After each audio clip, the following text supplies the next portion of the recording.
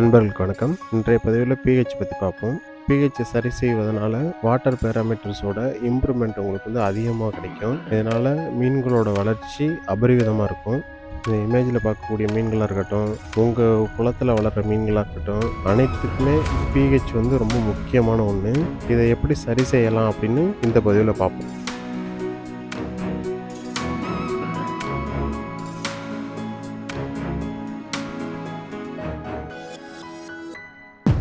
வந்து 0லேருந்து 14 வரை எடுத்துக்கலாம். அசிடிக், நியூட்ரல், அல்கலைன் அப்படின்னு 3ஆக பிரிக்கலாம். இதில் வந்து நியூட்ரலுங்கிறது 7. இப்போ சாயிலுக்குன்னு எடுத்துட்டோம்னா 6லேருந்து 6.8 வரையும் இருக்கலாம். இது பேலன்ஸ்டு pHன்னு சொல்லுவாங்க. இப்போ வந்து pH அதிகமாகிடுச்சு அப்படின்னா ஜிப்சம் கொடுக்குறதுனால pHோட லெவலை வந்து குறைக்க முடியும்.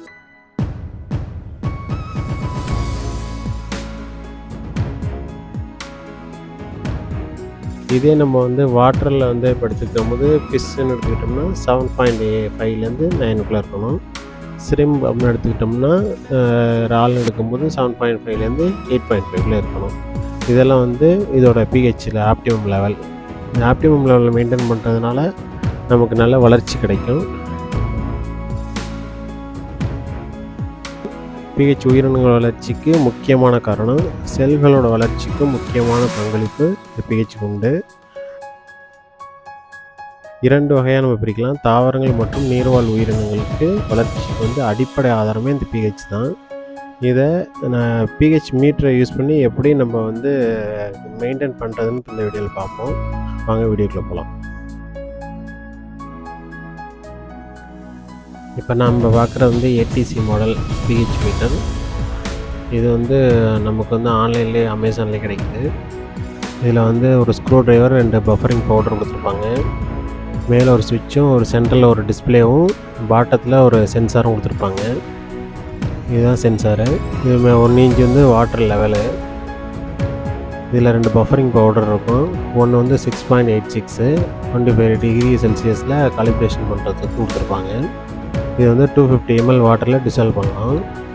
அதே வந்து இன்னொன்று வந்து 4.25 டிகிரி செல்சியஸில் காலிப்ரேஷன் பண்ணுறதுக்கு கொடுத்துருப்பாங்க. இது வந்து அக்வாஃபானிக்கு யூஸ் பண்ணிக்கலாம். இப்போ அக்வாஃபானிக்கில் செடியெல்லாம் வளர்க்குறாங்களா அவங்களுக்கு யூஸ் பண்ணுறதுக்கு ரொம்ப யூஸ்ஃபுல்லாக இருக்கும். இது ரெண்டையுமே தனித்தனியாக நீங்கள் காலிப்ரேஷன் பண்ணி அதாவது டிசால்வ் பண்ணிவிட்டு காலிப்ரேஷன் பண்ணணும். உங்களுக்கு தேவையானது நீங்கள் யூஸ் பண்ணிக்கலாம். இது வந்து அக்வாஃபானிக்கும் இப்போ 4.ங்கிறது அக்வாஃபானிக்கும் 6.86ங்கிறது பாண்ட் வாட்டருக்கும் யூஸ் பண்ணிக்கலாம். இதில் வந்து லெவல்ஸ் கொடுத்துருப்பாங்க. அந்த டெம்பரேச்சர் இருக்குது. இப்போ வந்து 25 டிகிரி செல்சியஸில் இருக்குதுன்னா அது வந்து 4.ல் இருக்குது அப்படின்னா அக்வாஃபானிக் கரெக்டாக இருக்குன்னு அர்த்தம். அதில் வந்து அந்த வேரியேஷன் கொடுத்துருப்பாங்க, காலிப்ரேஷன் வேரியேஷன் கொடுத்துருப்பாங்க. இப்போ 35 இருக்கா, 4.2 இருக்கணும் அப்படின்னு அந்த pH வேல்யூலாம் அதில் அக்யூரேஸாக கரெக்டாக இருக்கா அப்படின்னு செக் பண்ணுறது தான் அந்த லெவலு. இப்போ நீங்கள் டிப் பண்ணும்போது உங்களுக்கு அந்த வேரியேஷன் காமிக்கும். அந்த லெவலை வச்சு நீங்கள் பின்னாடி திருப்பி பார்க்கும்போது அந்த லெவலும் வந்து ஒரே லெவலில் வரணும். வந்துச்சுனாக்க அந்த டெம்பரேச்சருக்கு இது கரெக்டாக இருக்குன்னா அந்த வந்து நீங்கள் டெஸ்ட் பண்ணுற சாம்பிள் வந்து கரெக்டாக இருக்குன்னு அர்த்தம். இதுக்கு தான் இந்த பஃபரிங் பவுடரில் பின்னாடி இந்த ஸ்கேல் கொடுத்துருப்பாங்க. ரெண்டுலேயுமே கொடுத்துருப்பாங்க. அது வந்து நீங்கள் பாண்ட் வாட்டருக்கும் இது வந்து அக்வாஃபானிக்கும் நீங்கள் யூஸ் பண்ணிக்கலாம். இப்போ அடுத்தது வந்து அந்த இதில் இப்போ பாண்ட் வாட்டருக்கு நம்ம ரெடி பண்ணுறதுக்கு காலிப்ரேஷன் பண்ணுவோம். அது வந்து pH 6.86 25 டிகிரி செல்சியஸில் நீங்கள் அதை வந்து காலிப்ரேஷன் பண்ணணும்.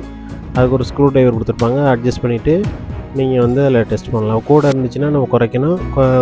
இதே வந்து உங்களுக்கு குறைச்சிருந்துச்சுன்னா கொஞ்சம் கூட்டணும். ரெண்டுமே அதில் பண்ணலாம். இப்போ 6.8 கரெக்டாக காமிக்குது. இப்போ உங்களுக்கு 6.6லேருந்து 6.82க்குள்ளே இருக்கலாம். இதே வந்து அடுத்து வந்து நல்லா டிப் பண்ணது நல்லா தொடச்சிட்டு இப்போ ஒரு கிளாத்தில் நல்லா தொடச்சிட்டு அடுத்து வந்து இப்போ அக்வாஃபானிக் உள்ளதை நம்ம டெஸ்ட் பண்ணதை நம்ம வந்து சாம்பிள் காமிக்கிறோம். இப்போ பார்க்குறது வந்து அக்வாஃபானிக் உள்ளது. இப்போ அதில் டிப் பண்ணும்போது 4.1 காமிக்குது. இது வந்து கொஞ்சம் குறைக்கணும். இதை நீங்கள் வந்து அக்வாஃபானிக் யூஸ் பண்ணும்போது நீங்கள் அதை டெஸ்ட்டுக்கு நீங்கள் அதை யூஸ் பண்ணிக்கலாம். இதுதான் 2 சாம்பிளுக்கு உள்ள டிஃப்ரெண்ட்டு. இப்படி தான் நம்ம காலிப்ரேஷன் பண்ணணும். இப்போ 2 சாம்பிளையும் நம்ம வந்து யூஸ் பண்ணிக்கலாம். ஆனால் ரெண்டையும் குழப்பிடக்கூடாது. ரெண்டையும் தனித்தனியாக வச்சுக்கணும். இந்த லெவல் வந்து அக்யூரேசி வந்து கரெக்டாக இருக்குது. நீங்கள் எந்த சாம்பிள் எடுத்து யூஸ் பண்ணாலும் அதோட வேல்யூ வந்து கரெக்டாக மெஷர் பண்ண முடியும். இதை யூஸ் பண்ணி நம்ம பிஹெச்சோட லெவலை கரெக்டாக மெயின்டைன் பண்ணுறதுனால நம்மளோட ஃபிஷ்ஷோட வளர்ச்சி வந்து நல்லாயிருக்கும். இப்போ நீங்கள் 8லேருந்து ஒரு 9 கரெக்டாக நீங்கள் வச்சு பிஹெச் மெயின்டைன் பண்ணும்போது உங்களோட க்ரோத் நல்லா இருக்கிறதுனால ஹார்வெஸ்ட்டையும் முன்னாடியே வர மாதிரி நமக்கு வாய்ப்பு. இப்போ இந்த பிஹெச் வந்து நீங்கள் கரெக்டாக இருக்குது. இப்போ நீங்கள் காலிப்ரேஷன் பண்ணது கரெக்டாக இருக்குது. இதை நீங்கள் யூஸ் பண்ணி பாண்ட் வாட்டருக்கு நீங்கள் டெஸ்ட் பண்ணுறதுக்கு யூஸ் பண்ணலாம். மீண்டும் அடுத்த வீடியோவில் சந்திப்போம். நன்றி.